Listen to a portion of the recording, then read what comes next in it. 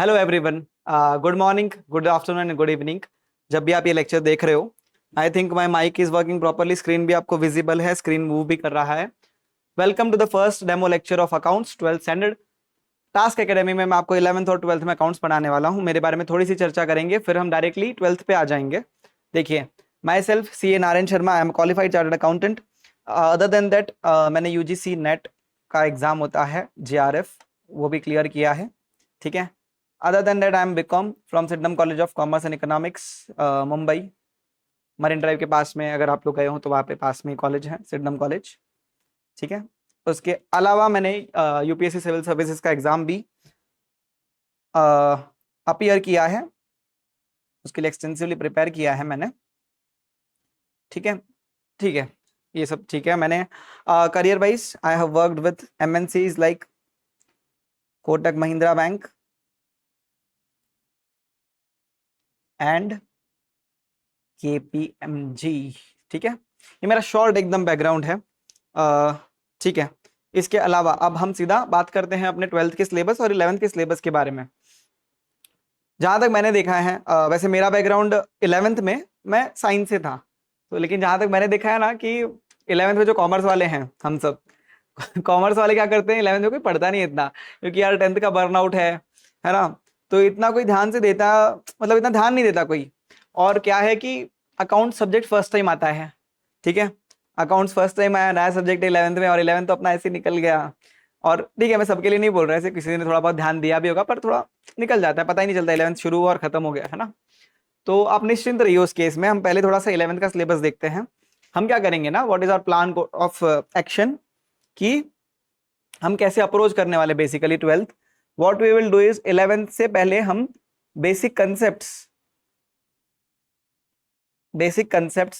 जैसे कि dual entry system या डबल एंट्री सिस्टम बोलो, है ना, डबल एंट्री सिस्टम, जो कि क्या होता है अपना जर्नल एंट्रीज। फिर आप में से अगर किसी को अकाउंटिंग प्रोसेस पता हो तो देखना, मन में बोलना अकाउंटिंग प्रोसेस, जैसे इसमें जर्नल एंट्रीज है सबसे पहले, फिर क्या आता है लेजर्स, फिर ट्रायल बैलेंस, और उसके बाद आता है हमारा फाइनेंशियल स्टेटमेंट्स बोलो या फाइनल अकाउंट्स बोलो, फाइनेंशियल स्टेटमेंट्स। ठीक है, या फाइनल अकाउंट्स, बराबर ये अपना सीक्वेंस होता है। ठीक है, what we will do in this class is basically, मैं ऐसे ही मान के चलूंगा कि आपने 11th में कुछ पढ़ा ही नहीं, मतलब अकाउंट्स नहीं पढ़ा। ठीक है, आपको आता है, दैट इज वेरी गुड। अगर नहीं आता तो हमारा प्लान ऑफ एक्शन क्या होगा, स्टार्टिंग के सम क्लासेस, इनिशियल लेक्चर्स हम क्या करेंगे, इनिशियल लेक्चर्स में what we will do is basically 11th के कुछ बेसिक कंसेप्ट्स कवर करेंगे। मैं ऐसे मान के चलूंगा आप फर्स्ट टाइम अकाउंट्स पढ़ रहे हो, ठीक है, सॉर्टेड। तो जो रेलिवेंट चीजें होंगी, जैसे कि एग्जांपल 11th का सिलेबस देखते हैं एक बार। 11th का सिलेबस देखो, introduction to bookkeeping and accountancy, ये बेसिक मैं आपको बता दूंगा। ठीक है, एकदम डिटेल में नहीं जाएंगे इसमें। वैसे अगर आपको पता हो कि father of double entry system कौन थे, अगर आपने सुना हो ऐसा नाम, ठीक है, जिन्होंने फर्स्ट टाइम इजाद किया था, इजाद मतलब इन्वेंट किया था double entry system of book keeping, अगर आपको पता हो, उसका एक और नाम है mercantile system of accounting, mercantile system of accounting. ठीक है, बेसिकली कोई लोड लेना ही नहीं है, accounts is one of the favourite subject आपका बन जाएगा, मैं ऐसे बोल सकता हूं, अगर आप थोड़ा सा ध्यान देंगे तो, है ना। मस्ती से पढ़ेंगे, आराम से पढ़ेंगे, आपके कॉन्सेप्ट्स भी क्लियर होंगे, आपको मजा भी आएगा क्लास में, हर चीज मेरी रिस्पॉन्सिबिलिटी। ठीक है, अभी देखो, फंडामेंटल्स ऑफ डबल एंट्री हम सीख लेंगे। लॉजिक क्या है डबल एंट्री, मतलब हर एक ट्रांजेक्शन म्हणजे काय, ट्रांजेक्शन म्हणजे लेन देन, है ना। ट्रांजेक्शन सुना रहेगा ना, आप लोग शॉपिंग करते रहेंगे जूडियो में, है ना, जारा में, मैगडी में, पता है ट्रांजेक्शन नंबर आता है, यूपीआई का ट्रांजेक्शन करते हो। ट्रांजेक्शन मतलब बेसिकली क्या, लेन देन। ठीक है, तो लेन देन के दो पहलू होते हैं, हर जैसे सिक्के के दो पहलू होते हैं, वैसे डबल एंट्री सिस्टम मतलब हर ट्रांजेक्शन का एक डेबिट एक क्रेडिट। अब डेबिट क्रेडिट क्या होता है वो भी मैं आपको बताऊंगा, वो भी लोड लेने की जरूरत नहीं। डेबिट क्रेडिट क्या होता है, बहुत लोग उसी में घायल हो जाते हैं कि यार डेबिट क्रेडिट क्या होता है यार, कभी उसको डेबिट में लिखा, कभी क्रेडिट में लिखा, क्रेडिट बढ़ाया डेबिट बढ़ाया, टेंशन लेने का मैं हूं, सिखा के जाऊंगा। ठीक है, अभी देखो हम क्या करेंगे, फिर जर्नल सीखेंगे, बराबर, जर्नल के बारे में सीखेंगे, उसमें कुछ अपन एग्जाम्पल्स भी लेंगे, और थोड़ा नेक्स्ट डेमो लेक्चर में भी आपको सेकंड लेक्चर में बता दूंगा कि कुछ एग्जाम्पल लेंगे कि अपन ने परचेस किया, किधर आएगा एंट्री, सेल किया किधर आएगा एंट्री, किसको क्रेडिट में लिखने का, किसको डेबिट में लिखने का, सब सीखेगा। ठीक है, सब सीखेंगे। तो जर्नल सीख लेंगे पहले, है ना, इनिशियल स्टार्टिंग में। फिर उसके बाद लेजर सीखेंगे हम। ओके, कि जर्नल का एंट्री कि कैसे 2 लेजर बनते, कभी 3 बनते हैं, कभी 4 बनते हैं, समझ में नहीं आता किधर लिखने का, वो बताएंगे सब। सब्सिडरी बुक्स क्या होती हैं वो देखेंगे। क्या हम उतना डिटेल में कवर करेंगे जैसे 11th में, क्या नहीं, पर इतना करेंगे कि आपको 12th में कोई दिक्कत ना आए, उतना कर लेंगे अपन। ठीक है, बीआरएस थोड़ा थोड़ा टच करके मैं बता दूंगा। बीआरएस वैसे क्या होता है, बीआरएस मतलब होता है अपना जो बैंक बुक है अपने अकाउंट्स में, है ना, बैंक अकाउंट बोल दो वो, और पासबुक अकाउंट या तो बुक बोल दो इसको। और जो पासबुक होता है जो किसके पास होता है, मेरे पड़ोसी के पास नहीं, जो मेरे बैंक के पास होता है उसमें, और इसमें इसमें किसमें, मेरी बुक में, दोनों में बैलेंस में डिफरेंस क्यों है उसके रीजंस जानते हैं। ठीक है, दोनों में डिफरेंस के रीजंस। अच्छा, अपन लैंग्वेज कैसा रखेंगे सर, लैंग्वेज हम इंग्लिश रखेंगे, हिंदी और इंग्लिश मिक्स करके लिखते रहेंगे ताकि आपके दिमाग में चीजें बैठे। अदर देन दैट आपको कोई दूसरी लैंग्वेज आती है ना, वो भी आप बताओ, Marathi, Hindi, Gujarati, Marwari, south Indian languages मेरे को समझ में नहीं आती, अब वो भी बोलना, हम सीखते रहेंगे। ठीक है, लैंग्वेज का कोई बैरियर नहीं अपनी क्लास में, आप जो बोलोगे इंग्लिश हिंदी जितना मुझे आता है मैं बता दूंगा। डेप्रिसिएशन अपना फेवरेट टॉपिक, हर स्टूडेंट के जहन में एक चीज तो बस जाती है, पता है, फाइनल अकाउंट्स कर रहे हो, कोई भी एडजस्टमेंट दूसरा आए ना आए, डेप्रिसिएशन तो हर एक को आ जाता है कि प्लांट एंड मशीनरी दिया है उसमें से 10% लेस करने का और P&L में लिख देने का टू डेप्रिसिएशन, ये है ना। अपने को ये तो आ ही जाता है।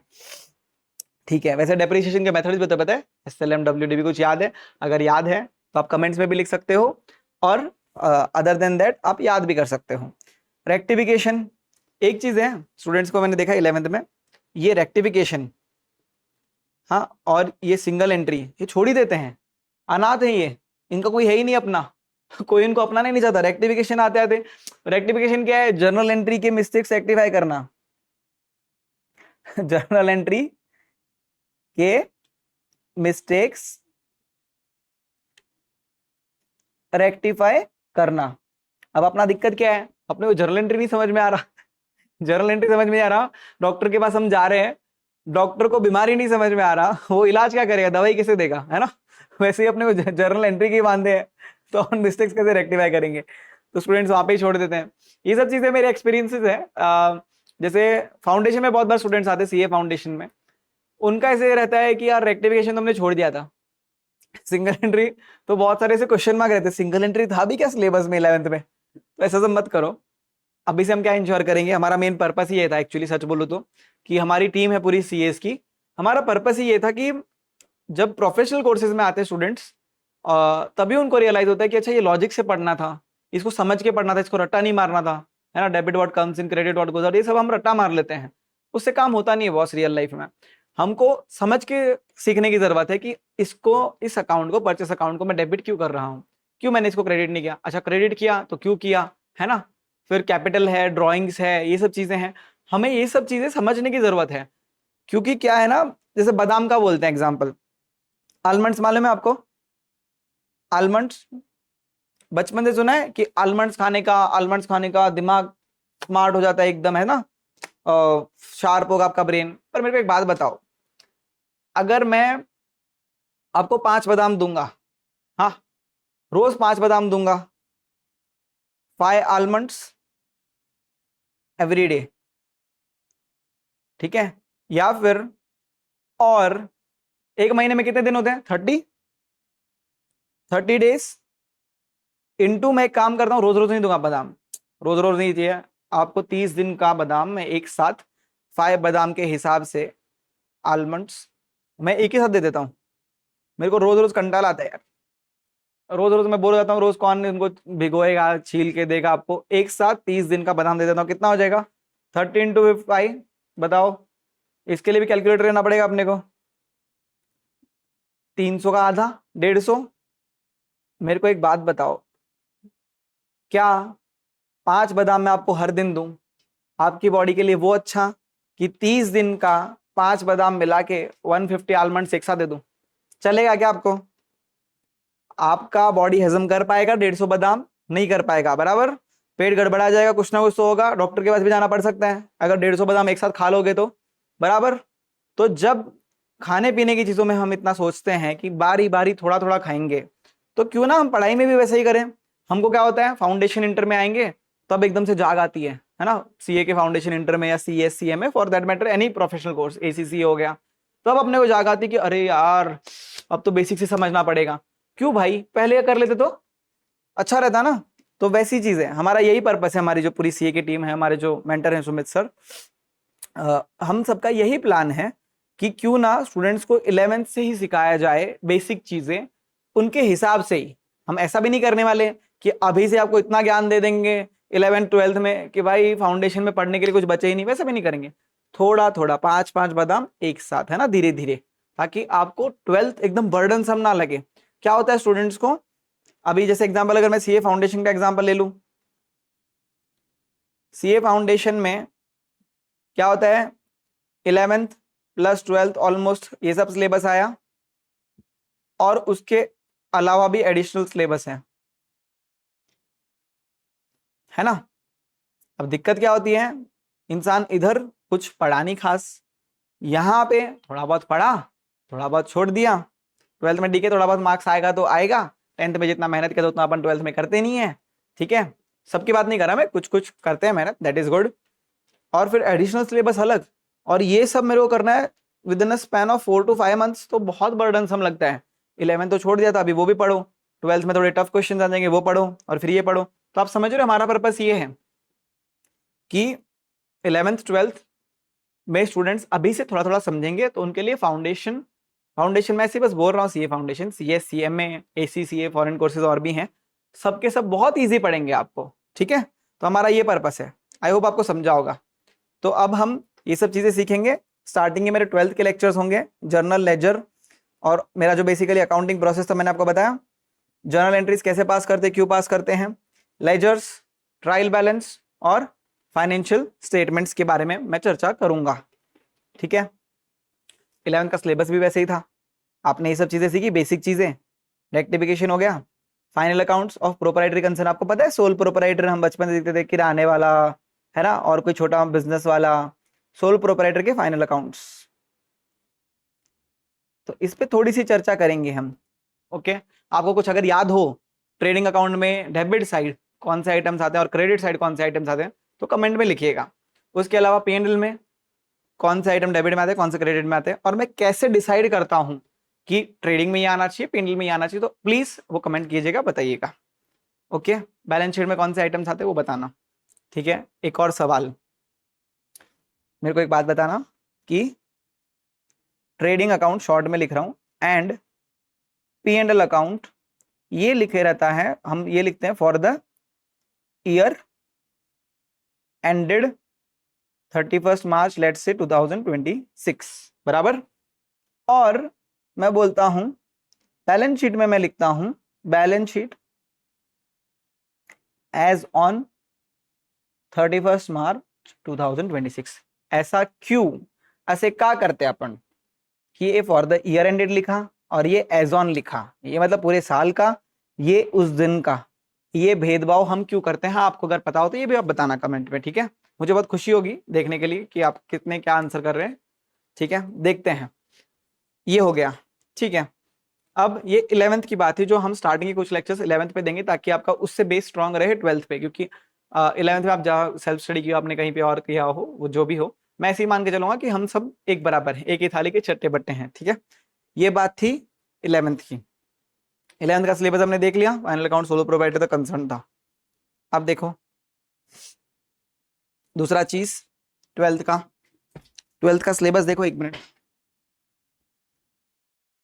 अब ये हमारी 12th की महाराष्ट्र टेक्स्ट बुक का इंडेक्स है ना, इसमें क्या लिखा है देखो,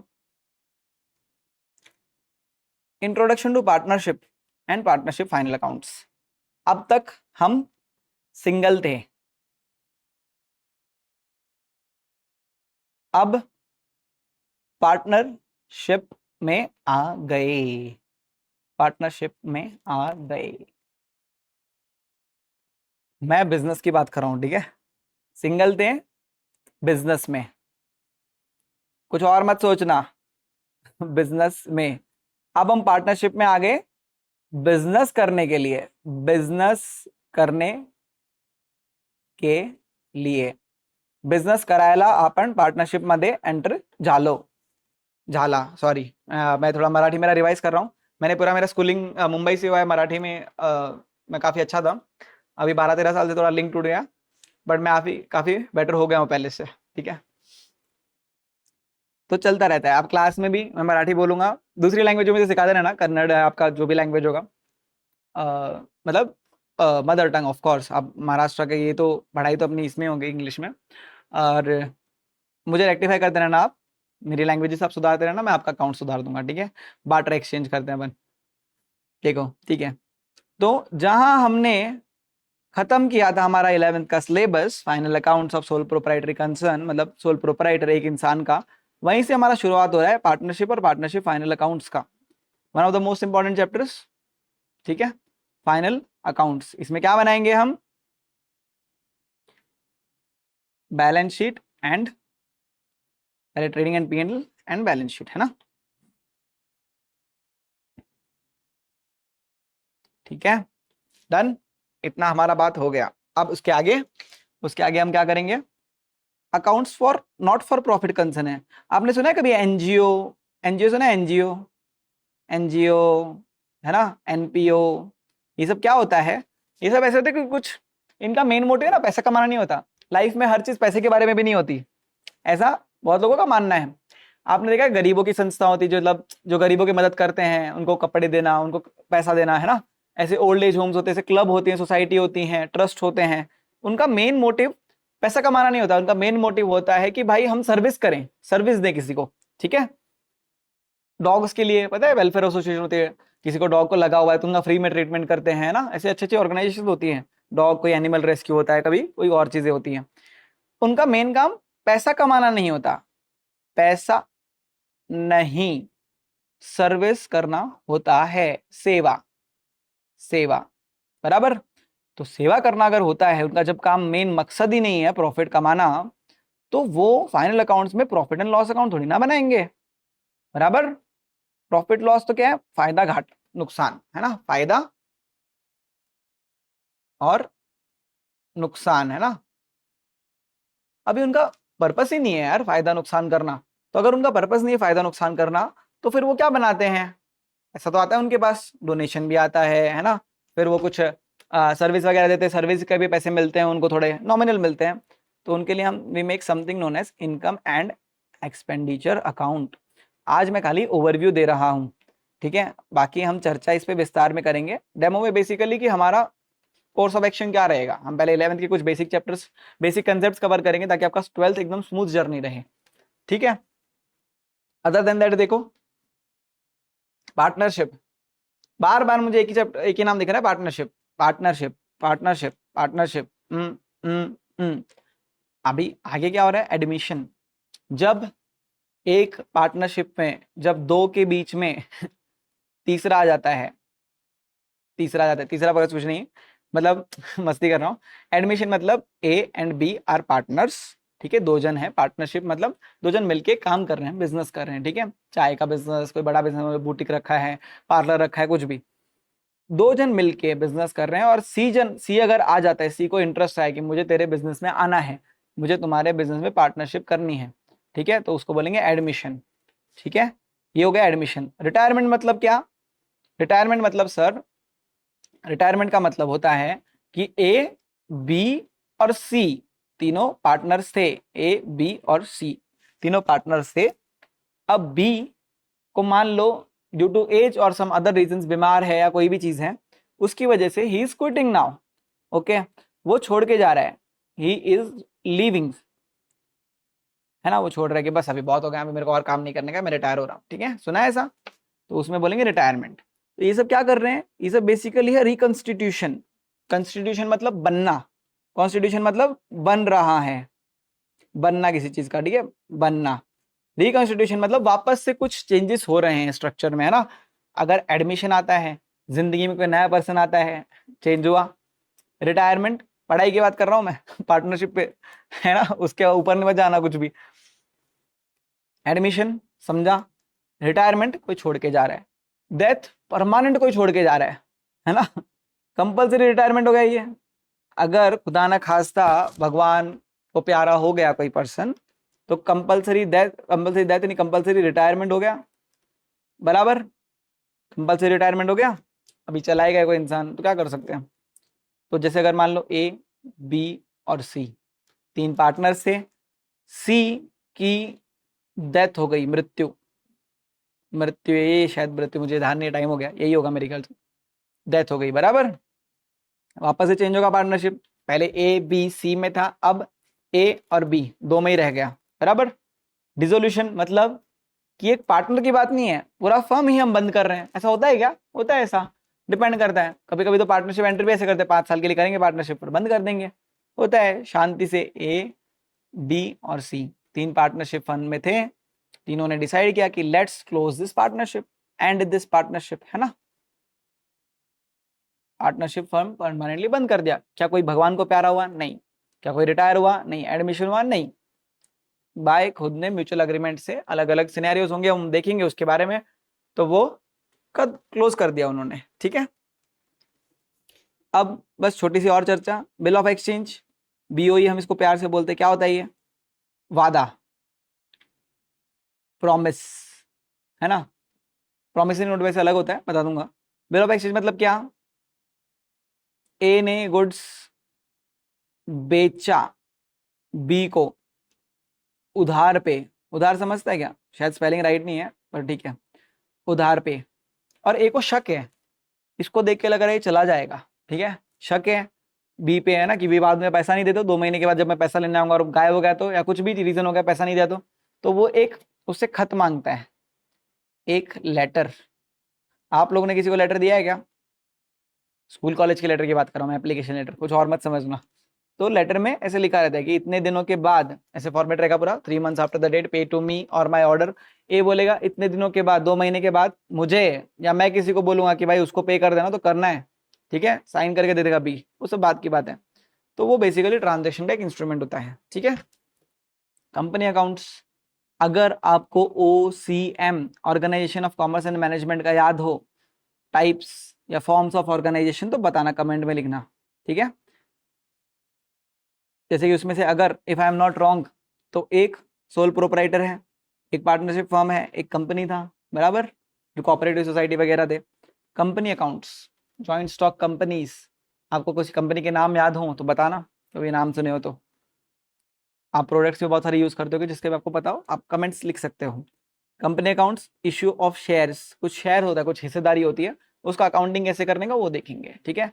शेयर्स मतलब बेसिकली ओनरशिप, ओनरशिप में हिस्सेदारी, कि मैं कितना, पूरे कंपनी है उसका मालिक कौन है, उसके हिस्से होते हैं, टुकड़े होते हैं छोटे छोटे, उसको बोलते हैं शेयर्स। तो शेयर जब इशू करते हैं तो क्या अकाउंटिंग होता है, उसको हम बोलेंगे कंपनी अकाउंट्स में इशू ऑफ शेयर्स, उसका कुछ एंट्रीज होंगे वो हम देखेंगे। Analysis of financial statements and computer in accounting, basically ये दोनों बचे, उसमें है तो काफी सारा डिटेल, पर वो आगे प्रोफेशनल कोर्सेज में था, इसमें हम शॉर्ट में सिनॉप्सिस देखेंगे उसका, कैश फ्लो स्टेटमेंट क्या होता है, रेशियोज क्या होते हैं, कंप्यूटर इन अकाउंटिंग, कंप्यूटर में कैसे अकाउंटिंग करते हैं वो सब, ठीक है। तो हमने ब्रीफली सिलेबस डिस्कस किया है फर्स्ट लेक्चर में, I hope it was useful to you, और आपको समझा होगा हमारा कोर्स ऑफ एक्शन, हम कैसे कैसे आगे बढ़ने वाले हैं। पहले 11th के कुछ बेसिक कंसेप्ट करके फिर हम 12th पे जंप करेंगे। ये जर्नी बहुत मजेदार रहेगी डेफिनेटली। और उसके अलावा अकाउंट्स का किसी को डर हो, फोबिया हो, तो आप निश्चिंत रहिए। गलती मेरे जैसे किसी ने 11th साइंस से किया और फिर 12th में शिफ्ट किया हो, मुझे बहुत डर था, तो मैंने 12th में ही 11th के भी कॉन्सेप्ट्स क्लियर किए थे, तो आप निश्चिंत रहिए, मैं उस दर से गुजरा हूँ, आप उससे नहीं गुजरेंगे, आपको इस सब्जेक्ट से आराम से आपको समझ में भी आएगा, इससे मोहब्बत भी होगी, ठीक है। Thank you very much. इस डेमो लेक्चर के लिए इतना ही, नेक्स्ट डेमो लेक्चर में हम आगे कंटिन्यू करेंगे।